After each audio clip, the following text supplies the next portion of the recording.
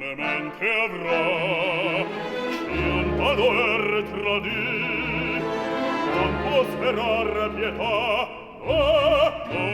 non può sperare pietà.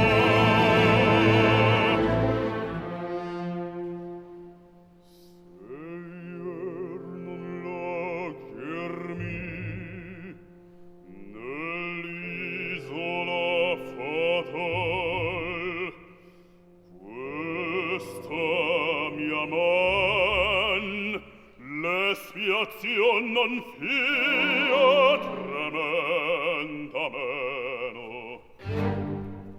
Ieri un pugnal le avria squarciato il seno, oggi un ferro non è.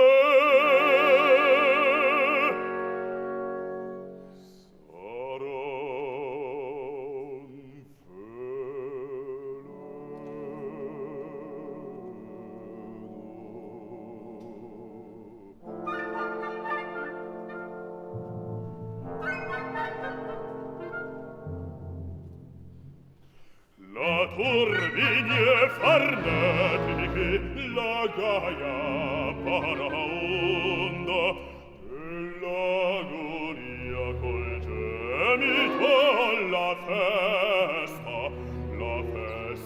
si confonda, e l'agonia col gemito.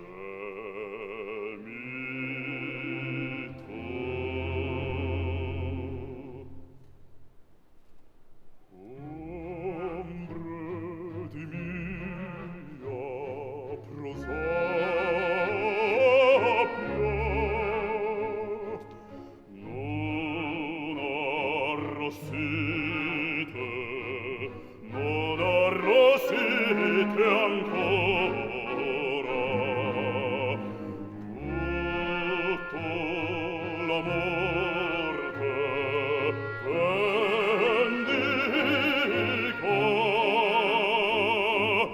anche il tradito onor, anche il tradito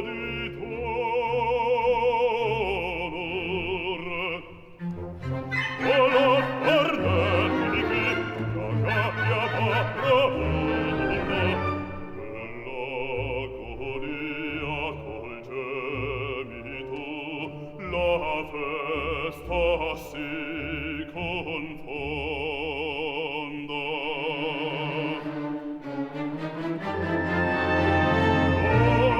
Del patrizio veneto s'adempia largo in vito, qui farà il marito, qui vivrà il marito,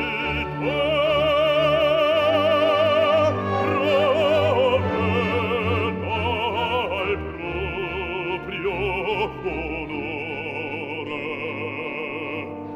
al proprio onore, fremette o danze o cantici, fremette o danze, fremette o danze, e un infedel che muor, e un infedel che muor.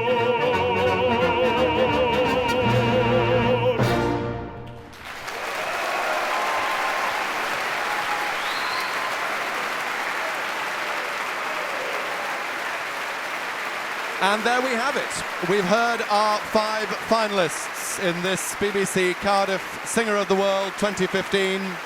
Jongmin Park from South Korea, working with conductor Thomas Sondergaard. Roles include Zarastro in Mozart's Magic Flute and Colline in Puccini's La Bohème, a role that he performed at the Royal Opera House.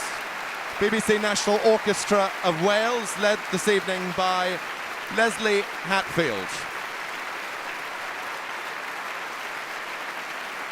National Orchestra of Wales sharing duties with the Orchestra of Welsh National Opera.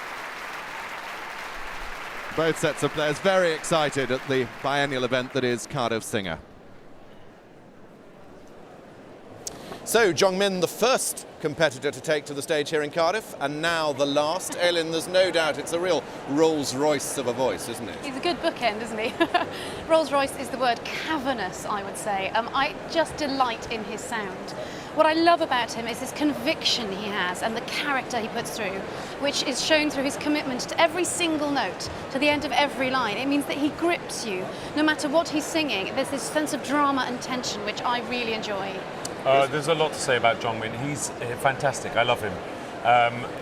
It's wonderful that he's here in this final because I think he absolutely and utterly deserves his place. He's a great musician. He's a great storyteller. He's very engaging on stage. I only have one reservation about him, which is that every time I hear his voice, I hear a slightly over-darkened baritone. I think actually his voice sits a lot higher than he feels it does. Maybe not a true bass. I think the true basses are rare as hen's teeth, and it doesn't have that cavernous sound at the bottom for me. I think actually he could be the most fabulous Verdi baritone, but that's another story. In this competition, he's incredibly engaging and incredibly likeable. It's very interesting, isn't it? He is a good illustrator of the risk of this competition because he's got a very established career. He came here. He might have gone home after round one. That would be hugely embarrassing for a singer of his experience. I suppose it would be. I mean, for many people, getting here is a really major thing. And we mustn't forget that this really is an international competition. Just being here among the top 20 is a huge feat. But then to have put him in as a wild card was such a great decision. I have to say, I said it myself way back at the start. I just thought there's such potential in this sonorous voice. But I agree, the low notes didn't give me that tingle I think a bass should. I wonder what he thinks as to his performance. He's backstage now with Angel. I have very few words. La Calunia was amazing, and the audience couldn't let you finish before they started applauding. Yeah. What was that like? I'm really happy that really they enjoyed my performance, and also La Calunia is one of an amazing piece. And Yes. I thank to the God, thanks to Rossini, and thanks to Wales audience. Yes. Yeah. Yes, and we started the week with you, and we end with you. What does that feel like? It's a really hard, really. Any pressure? Yeah. Well, you sang beautifully without any pressure. I think you did a fabulous job.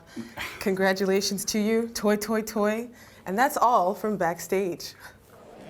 Thank you, Angel. And with Jong-min, we reach the end of this year's competition. I'm delighted to say I'm joined now by our competition patron, the legendary soprano, Dame Kirita Kanawa, and the chairman of the jury, David Pountney. I think you two win a prize for being the best dressed people here. Very good looking. I want to know his dressmaker. You both look splendid.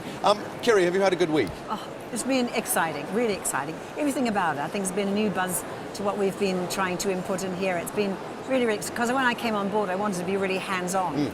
So And you have been. I think it's sort of hopefully obvious. David, what about the discussions each night in the jury room? Have you been satisfied with the singers you're being asked to cast a verdict on? I think we've had a really strong selection this year, and there was quite an animated discussion at the Song Prize final, which could have gone either way, and I think there will be a very, very tight discussion this evening, because fascinatingly we've had perhaps a really, really great voice and a lot of very, very good singers. And I'm carefully differentiating between those two things. You're getting close to giving things away there. No, not did you take into account the rounds, or is it purely on tonight? No, it's just the way people sing tonight. At least that's my view. Yeah. And a word of advice to these young singers: just reaching this final is an amazing thing. It is. They can't rush now into the next stage, can they? That They would be are at a dangerous. certain age that they can. This is the big thing about these people, because they're not 26. They should be going into the workforce. Some are 29, 30, 32. They're young professionals. They should be in the workforce now.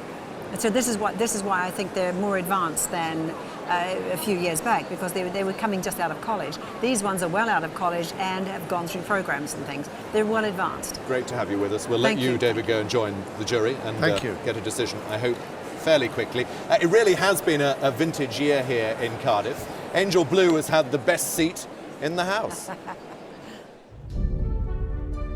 There have been some fabulous moments in St. David's Hall this week. The standard of singing has been stunning with an incredibly consistent level of quality. 3 nations competed for the first time, a pressure in itself. For some singers, just representing your country is burden enough, but not for the men who came from the Democratic Republic of Congo, Malta, and Mongolia. Malaba Kaumbu Blaze, a young bass who performed with an orchestra for the first time and with ease.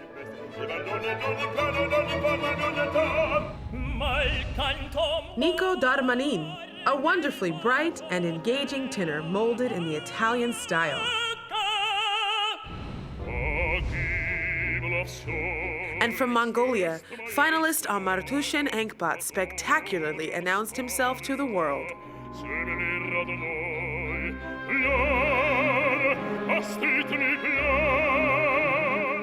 We've heard some interesting choices of repertoire, music from the singer's home nation.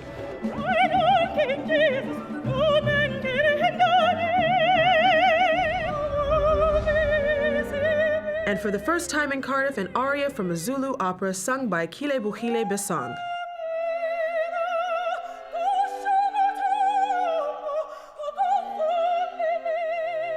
The ambiance of Cardiff Singer is unique in singing competitions. Backstage and in the rehearsal rooms, the singers are friendly and uncompetitive. In other competitions across the world, the atmosphere can be a bit cutthroat. But in Cardiff, that simply does not happen. For many who have been coming to watch Cardiff Singer over the years, 2015 has provided singing that would compare against the highest standards in the history of the competition. Under the intense scrutiny, the singers have all performed superbly. This week, I have discovered artists who could very well go on to become the next big star of the opera world.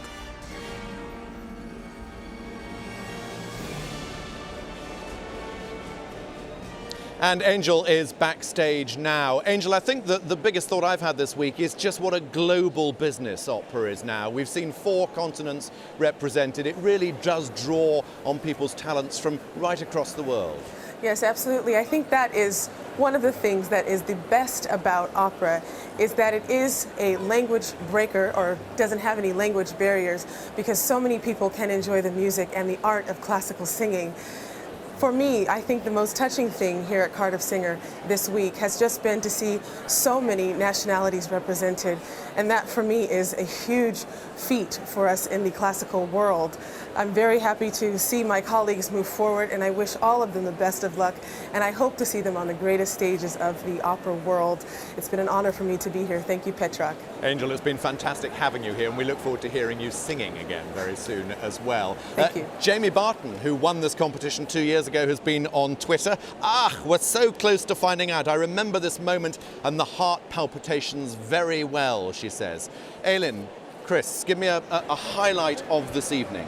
I think for me, when Nadine finally sort of found her stride in the Rimsky-Korsakov, she really sort of came into her comfort zone, and that voice we'd heard earlier this week started to ping forth. That was my blossoming moment. Chris? Me, a complete performance in Zhongmin's La Calugna. I thought that was really well characterized. He really sold that to me. So let's have a winner from each of you. Aileen, first of all. I think because of the complete package, because of the Rolls-Royce sound we mentioned, because I think he knows where he's at, Amartushin from Mongolia. Chris? Head says Nadine Kutcher, but my heart's in Mongolia. I think we can find out. Thank you both very much for being with us. The jury are, yes, I think they're there backstage. We will find out whether or not they agree with my guests this evening.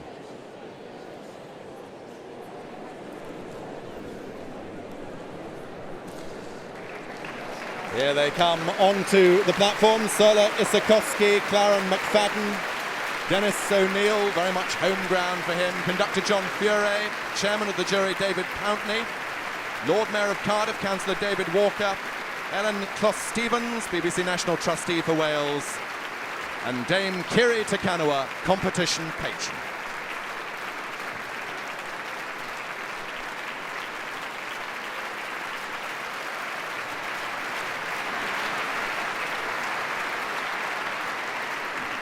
Ladies and gentlemen, noswaith dda, good evening.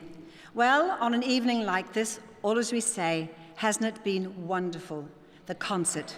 But really, hasn't it been wonderful? Our incredibly talented young singers have been accompanied throughout the week by two fine orchestras, and fine doesn't really describe it, they're just wonderful.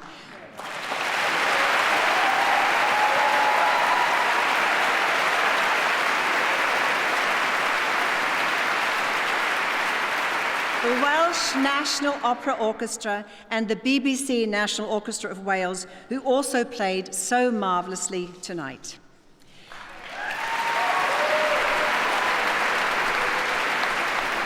They've been supported and encouraged by two wonderful, wonderful conductors, Martin Brabbins and Thomas Zondergaard. And as a singer, I know how much the conductor can help. You two, Martin and Thomas, thank you both so, so much.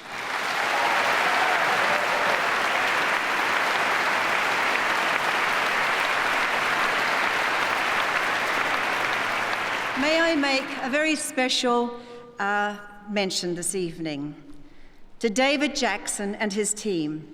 He's been working tirelessly behind the scenes to have this competition such a success this year, and he's been a great help to me personally. We have two prizes to give this evening, so before we announce the BBC Cardiff Singer of the World 2015, I'd like to invite BBC's National Trustee for Wales, Ellen Closs-Stevens, to present the Dame Joan Sutherland Audience Prize.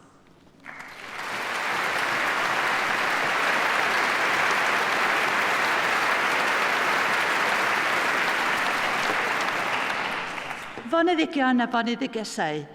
Mae mor hyfryd i fod yma ar noson mor arbennig yn hanes canwr y byd.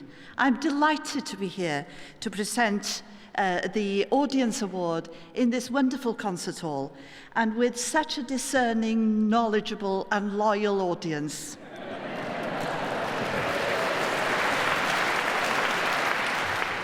Mae canwr y byd yn gystadleuaeth bwysig iawn yn ngherddoriaeth y byd. The BBC Cardiff Singer of the World is regarded as one of the world's important music competitions, and it's a partnership between BBC Cymru Wales, the Wales National Opera and City of Cardiff Council. And you and I and audiences throughout the UK have enjoyed remarkable talents. The Dame Joan Sutherland Audience Prize is supported by Cardiff University School of Music. It reflects the views of you as audience and BBC